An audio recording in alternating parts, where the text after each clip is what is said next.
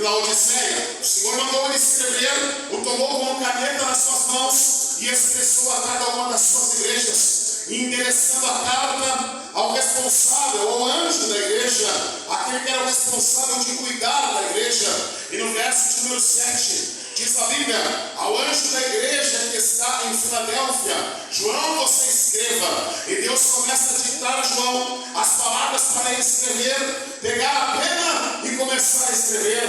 E Deus está dizendo: você vai dizer o seguinte ao pastor responsável da igreja de Filadélfia, diga a ele, escreva o seguinte: estas coisas diz aquele que é santo, aquele que é verdadeiro, aquele que tem a chave de Davi, aquele que abre e ninguém fecha, aquele que fecha e ninguém abre. E João está ali escrevendo sob orientação do Senhor Jesus, na inspiração do Espírito Santo. Estas coisas te diz o santo, estas coisas te diz o verdadeiro, estas coisas te diz aquele que tem a chave de Davi, aquele que tem a autoridade de Davi, aquele que abre e ninguém fecha, aquele que fecha e ninguém abre. E meus queridos irmãos, quem está aqui nesta noite é o santo, quem está aqui esta noite é o Kadosh, quem está aqui esta noite é aquele que santifica a nossa vida, quem está aqui esta noite é aquele que purifica a nossa vida, quem está aqui esta noite é aquele que desfruta de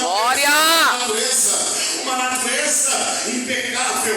O único homem, diz a Bíblia, tentado em tudo, mas sem pecado, Jesus Cristo, o Filho de Deus, Jesus Cristo, o homem perfeito. Ele é o santo, e pela sua presença santificadora a nossa vida é santificada. A Bíblia diz em João 17, na sua oração sacerdotal, Jesus ele roga ao Pai dizendo: ó Pai, santifica-os na verdade, pela tua palavra que é a verdade. Nós somos privilegiados esta noite, porque nós estamos diante do Deus santo, nós estamos diante do Deus puro. Glória! Em Isaías capítulo 6, quando ele narra a experiência do seu chamado, ele vai dizer: no ano em que morreu o Messias, e diga-se de passagem, a sua maravilhosa luz nos transportou para o reino do Filho do seu amor. Hoje habitamos na luz de Deus, mas não é aqui que nós temos o foco da mensagem. Deus trouxe uma oração no Apocalipse de João, aqui, exatamente no capítulo 3, versículo 7 em diante. Eu li com os irmãos até o versículo de número 11, carta direcionada à igreja fiel, carta direcionada à igreja Filadélfia, que significa amor fraternal. João no capítulo 1 nos fala que ele parou em uma ilha chamada Patmos, foi extraditado para esta ilha, foi extraditado para lá, e ele nos dá um motivo pelo qual ele foi extraditado para a ilha de Patmos. Ele disse: eu, João, fui levado para a ilha de Patmos por causa da palavra de Deus e do testemunho de Jesus Cristo. Então João deixa claro o motivo pelo qual ele foi parar nessa ilha situada próxima ao mar Egeu, uma pequena ilha cercada de bestas feras, uma ilha muito perigosa, uma ilha em que era impossível aquele que foi extraditado sair vivo de lá. Mas diz a história que milagrosamente João, com cerca de 80 anos de idade, ele foi lançado dentro de um tonel de óleo fervente e saiu ileso de dentro daquele tonel de óleo fervente, porque João não estava sozinho naquela ilha. João estava bem acompanhado. João estava acompanhado pelo Deus do céu. João estava acompanhado pelo Deus todo-poderoso. João estava acompanhado pelo Deus do céu.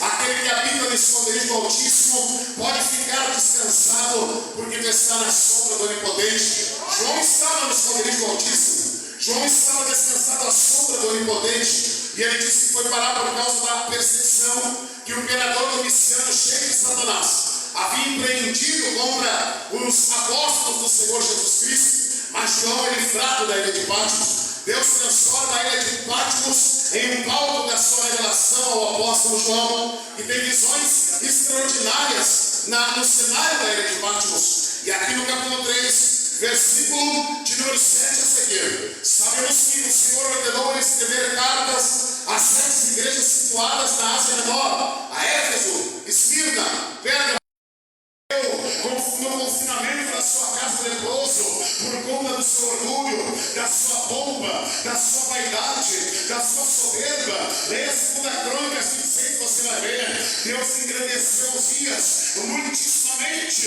e ele adentrou no templo querendo queimar incenso, e por conta disso, Deus não consagrou para queimar incenso. Deus o havia consagrado para reinar, mas ele, tomado pelo orgulho, Deus tinha lhe dado sucesso militar, Deus tinha lhe tornado um fazendeiro. O rei Uzias lê 2 Crônicas 26 na sua casa, mas não é o foco da mensagem. Isaías narra dizendo: é no contexto da morte do rei Uzias que eu fui privilegiado, que eu estava dentro do templo, e ele vai descrever a visão que ele tem dentro do templo. A atmosfera se transforma, Deus toma conta do ambiente, e ele diz: e eu contemplei o Senhor sentado sobre um alto e sublime trono, o seu cetro, a barra, a orla dos seus vestidos enchia todo o templo. Glória!